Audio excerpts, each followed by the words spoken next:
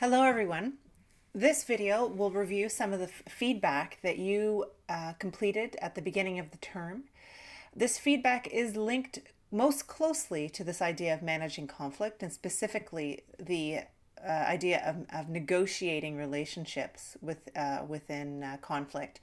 But it could be applied more broadly to other units as well. So I don't want you to be exclusive in your consideration of this self-assessment feedback.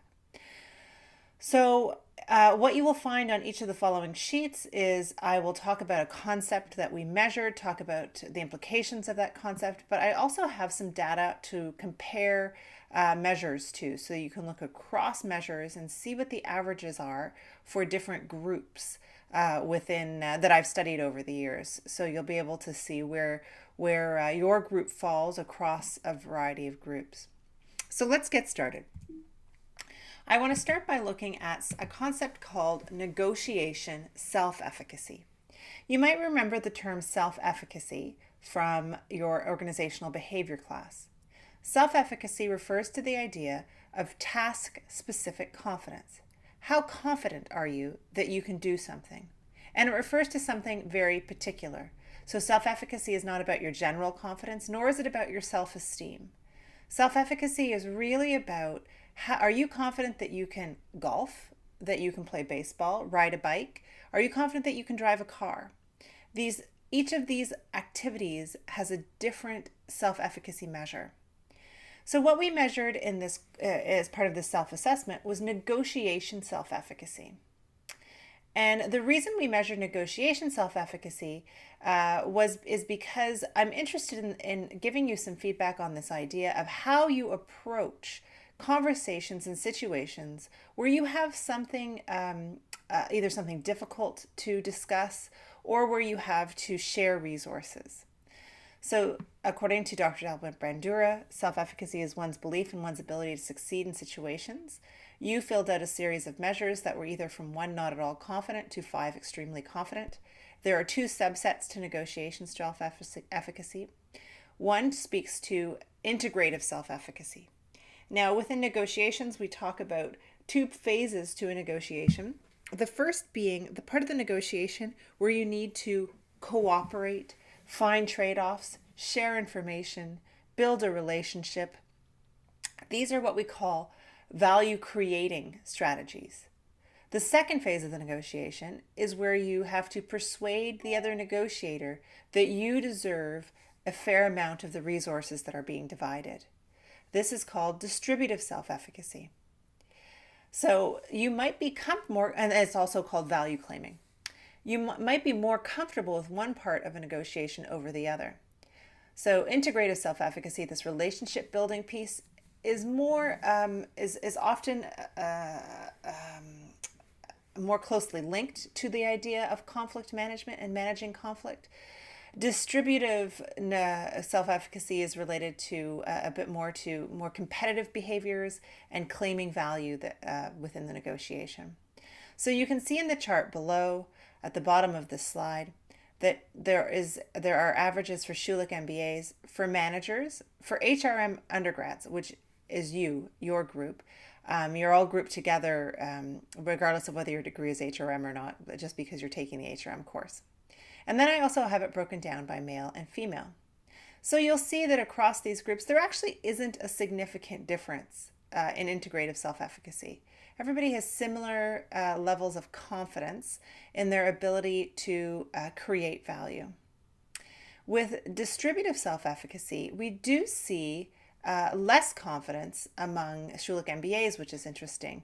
So managers and HRM undergraduates in the sample seem to say that they are more capable and able and confident in getting the value that they deserve, despite having to share resources and possibly having some conflict within the mix.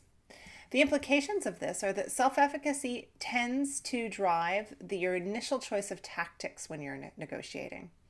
And low levels of self-efficacy are correlated with higher levels of risk-taking. So if you have low self-efficacy, you might do things like reveal your BATNA. The BATNA is a new term. You might do things like reveal your alternatives. Batten is a term we use to describe the alternatives, the things the deals that you can make if you don't make a deal with the person sitting across from you. It might also mean that you reveal your payoff. You might make an extreme offer. Higher integrative self-efficacy correlates with getting more value out of a negotiation and also with positive reputational effects. Higher distributive self-efficacy correlates with objective value and with negative feelings about the process. So there are a lot of terms here that we're using that are unique to negotiations, and I don't want you to get bogged down by the terms. I want you to understand the idea that you can be confident about different parts of a conversation around the distribution of resources. You can hold confidence about the part where you create a relationship, where you help create help share information, problem solve really, or you can feel very confident about your ability to get value, and they mean different things for what you'll be able to achieve.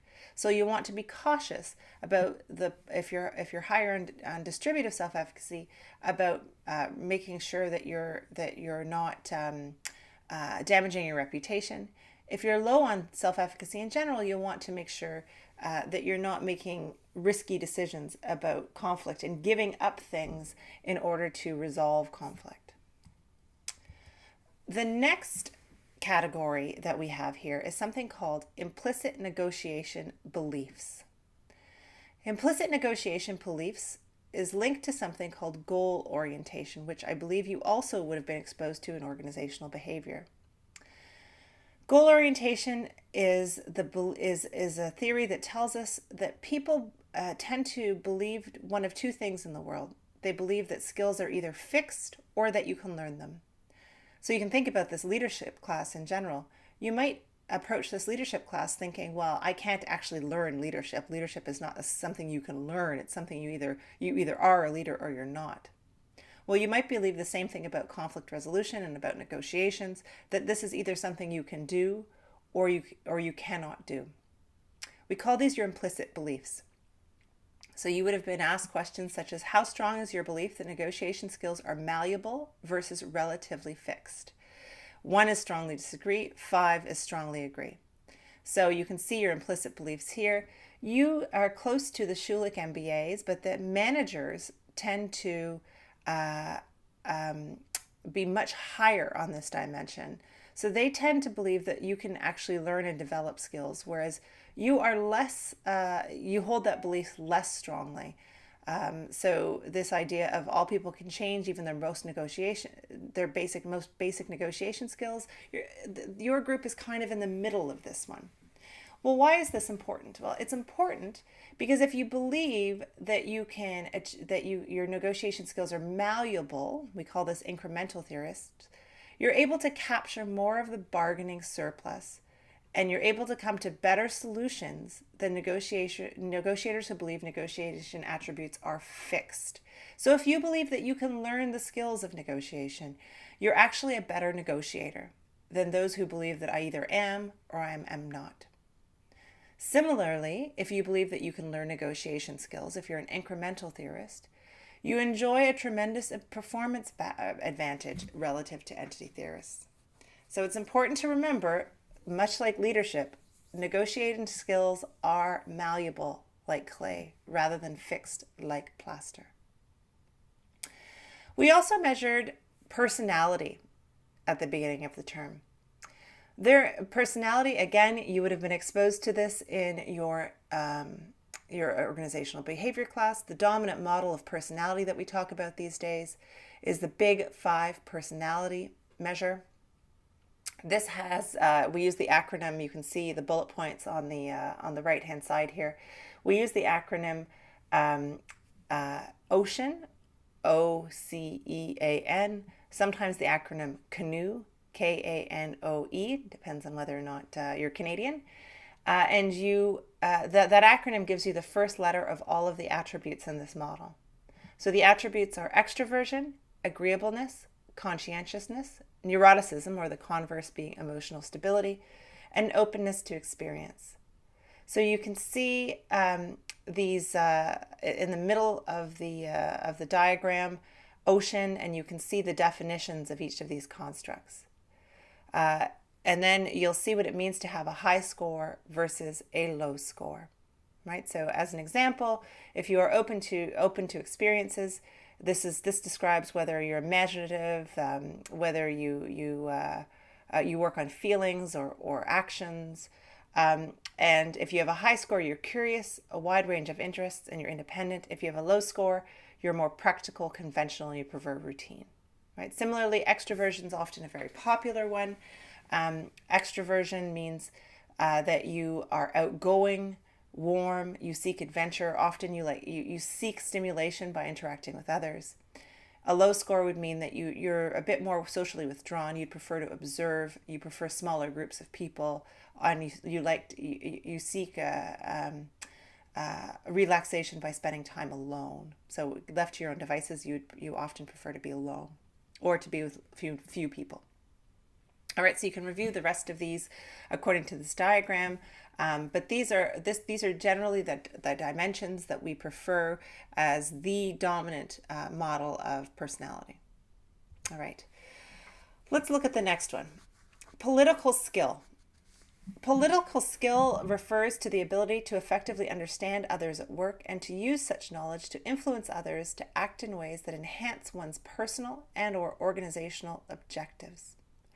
This ends up being a fairly important skill to have in conflict resolution, also in leadership. So there are 4 dimensions within political skill. There's networking ability, interpersonal influence, social astuteness, and apparent sincerity. So networking ability is the ability to talk to others, to get people to like you. Interpersonal influence means to be able to have an influence on the behaviors of others. Social astuteness means to be able to understand the actions of others. And apparent sincerity means to behave genuinely and to be perceived as behaving generally. We know that these are important because they actually relate to 3 important elements. They relate to value creation, they relate to value claiming, and they relate to reputation. So if you have some skill in these areas, you have the ability to be successful within negotiations and within conflict resolution. The next statement here is the social value orientation. So this has to do with what outcomes you try to maximize during your problem solving. Is your preference for equality and fairness, meaning that you like outcomes that are that consider everybody and that are fair to everyone? Or is your preference more individualistic? So would you prefer to maximize your own value, slightly more egocentric and often comparative? So you take social comparisons of others and hope to maximize your own value. We call this a pro-social orientation versus an individualistic orientation. So if you have number 1, you're pro-social. If you have number 2, you're individualistic. And here's the breakdown that we have across a couple sections of 3440. Okay, so these are the self-assessment variables that you would have filled out at the beginning of the year, and a little bit of an idea of how the group fits into these dimensions.